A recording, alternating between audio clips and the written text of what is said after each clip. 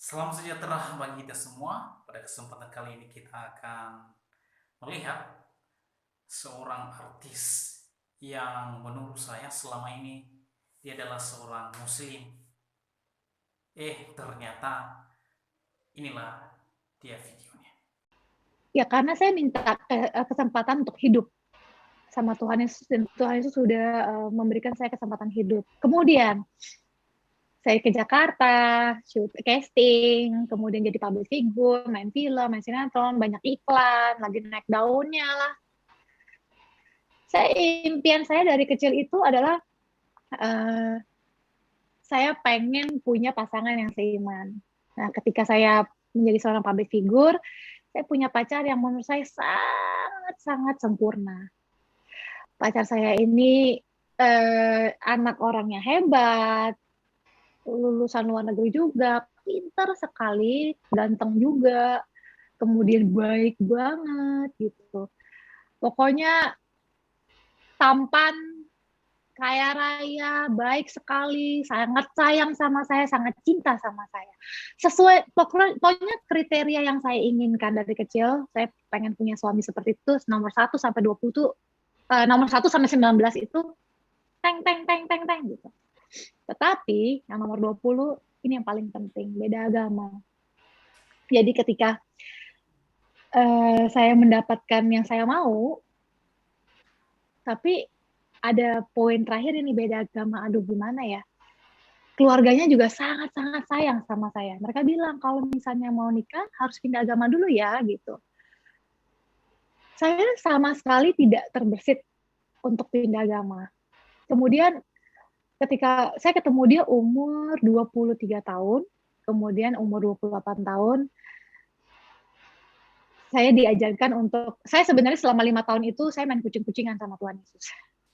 Saya nggak mau putus karena saya pikir aduh ini cowok udah keren, mapan gitu ya, pinter luar biasa. Saya tuh ngefans banget sama mantan saya ini gitu, karena menurut saya dia wah gitu.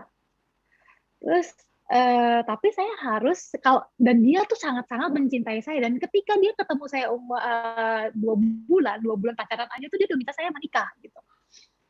Sebenarnya tuh kita, sebenarnya saya ketemu cowok ini, kalau cowok ini seiman dengan saya sih langsung mau kawin. Aduh, udah dapet semua yang saya mau, tinggal gampang kan. Tapi ternyata nggak sesimpel itu gitu. Ketika keluarganya meminta iman saya, ketika keluarganya meminta agama saya berpikir saya bisa nggak ya gitu. Pilihannya itu ada dua, hidup dengan laki-laki yang saya cintai atau hidup dengan Tuhan Yesus gitu. Jadi saya berpikir kayaknya nggak bisa ya, kayaknya saya nggak bisa hidup tanpa Tuhan Yesus, karena barang saya hilang pun saya tuh doa Tuhan Yesus, saya di mana ya, saya kehilangan barang aja tuh saya doa sama Tuhan Yesus. Saya nyetir dulu lagi syuting, saya capek, saya tuh dulu syuting saya nggak pernah tidur karena saya sangat-sangat bekerja keras gitu. Saya nyetir tuh kadang-kadang saya sambil merem gitu, sering banget saya sambil merem nyetir, terus tiba-tiba kayak ada yang putih-putih melindungi saya dari yang namanya kecelakaan ini itu. Jadi saya berpikir aduh kayaknya saya nggak bisa deh, kayaknya saya nggak bisa untuk pindah agama. Dan akhirnya saya nggak ada apa-apa nih, duduk lagi makan, saya bilang maaf ya. Dan sebelumnya saya pernah melihat ada anak kecil lagi pegang boneka kesayangannya, terus ada Tuhan Yesus bilang boleh minta nggak bonekanya. Tuhan Yesus tuh minta ke anak kecil ini, boneka kamu yang kamu suka tuh saya boleh minta nggak. Terus anak kecilnya bilang, Tuhan Yesus, ini kan boneka kesayangan saya, jangan diambil. Boleh minta nggak? Tuhan Yesus bilang. Itu seperti saya waktu itu. Tuhan Yesus tuh meminta saya untuk serahin pacar kamu ini. Karena sebenarnya Tuhan Yesus ketika dia meminta ke anak kecil ini boneka itu, yang anak kecil suka ini, dia sedang menyiapkan boneka yang jauh lebih besar dan jauh lebih baik. Gitu. Jadi saya akhirnya, ketika wah berarti kalau saya putus, saya menyerahkan hubungan saya ini, berarti Tuhan Yesus pasti memberikan saya yang lebih baik, saya bilang. Walaupun saya ragu ya, ada nggak ya yang lebih baik daripada dia? Waktu itu saya ngerasa, aduh Tuhan, ya udahlah ya. Saya kayaknya nggak mungkin sih. Saya bilang sama dia, maaf ya, kamu bisa ambil karir saya. Keluarga kalian bisa mengambil karir saya, tapi iman saya enggak. Mendingan saya balik lagi syuting, susah-susah, nggak tidur, keringetan setiap hari, orang lain semua keluar dari salon, saya keluar dari hutan lokasi syuting. Cewek lain semua makan di restoran mewah, saya sebagai seorang aktris, saya makan di tengah hutan bersama nyamuk. Malam minggu semua orang nonton ke mall, dandan yang cantik, saya tuh setiap malam minggu saya tuh ada di lokasi syuting, jadi orang miskin, makan di trotoar, makan pakai tangan. Itu kehidupan. Kerja keras lagi, tapi hidup bersama Tuhan Yesus saya daripada saya menjadi nyonya besar. Tapi saya tidak bisa merayakan Natal, saya tidak bisa berdoa kepada Tuhan Yesus setiap hari. Akhirnya kita putus dan saya menangis 2 tahun. 2 tahun saya menangis setiap malam. 2 tahun saya menangis setiap malam, kemudian saya ketemu Pak Ben. Terus saya bilang sama Pak Ben, aduh Pak, saya ada apa ya, umur 30 belum punya pacar gitu. Pokoknya sebenarnya Pak Ben ini sudah menemani hidup saya ya, perjalanan hidup saya. Akhirnya Pak Ben juga bantu saya doa. Dan kemudian saya dari Daniel ketemu sama Harvey, ketemu dengan suami saya sekarang. Waduh, ternyata saudara-saudara, betul sekali. Jadi gambar yang pernah saya lihat ketika ada anak kecil, punya boneka kecil, boneka kesayangannya, Tuhan Yesus minta, dia bilang, kenapa Tuhan ambil boneka saya kan suka, gitu, nggak mau. Ternyata Tuhan sudah menyiapkan yang jauh lebih baik, itu benar.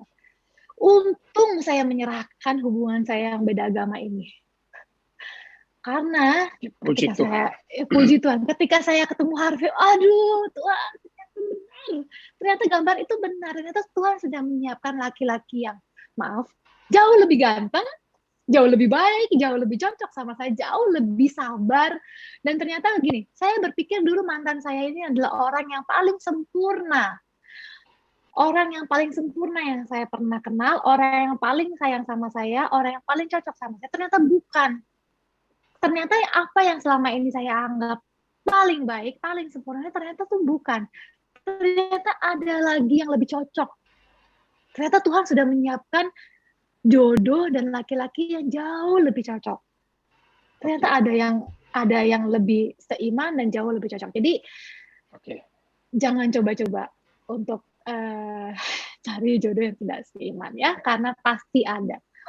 Cowok Katolik banyak kok, cewek Katolik banyak kok. Tinggal sabar aja dan percaya. Udah Pak. Oke, luar biasa, tepuk tangan meriah. Ini cocok sekali kesaksian buat anak KRK muda-mudi nih Sandra. Simpan kesaksiannya. Dia banyak sekali pengalaman dengan Tuhan. Ya simpan ya Sandra ya. Akan datang kita akan sambung lagi. Terima kasih pada Sandra Dewi yang meluangkan waktunya, seorang artis kondang yang takut akan Tuhan. Bukan hanya dia sekeluarganya, suami juga demikian yang begitu rajin mendekat ke diri dengan Tuhan, selalu mengandalkan Tuhan. Ini yang saya belajar dari mereka. Dan terima kasih juga Romo-Romo yang sudah hadir di tempat ini, yang sudah mendoakan kami. Dan terima kasih juga teman-teman dari MS Inggris juga yang agar doa. Saudara, pada cuplikan video yang baru saja kita saksikan, bahwa seorang artis Dewi Sandra, ia tidak pernah mengkhianati imannya, atau ia tidak pernah meninggalkan Tuhan Yesus oleh karena suami, oleh karena harta, oleh karena kekayaan. Tidak. Namun ia menemukan seorang pria yang ditentukan oleh Tuhan dan bahkan dipilih oleh Tuhan untuk menjadi pendamping hidupnya. Saudara, yang perlu kita ingatkan di dalam kesaksian Dewi Sandra ini adalah bahwa apapun dan seperti apapun kondisimu, jangan pernah jual Tuhan Yesus dalam hidupmu. Saudara sangat rugi apabila Anda menjual iman saudara hanya demi laki-laki hanya demi harta dan kekayaan. Ya, sekali lagi, jangan jual Tuhan Yesus demi keinginan. Demikianlah cuplikan videonya. Semoga terberkati. Tuhan Yesus memberkati.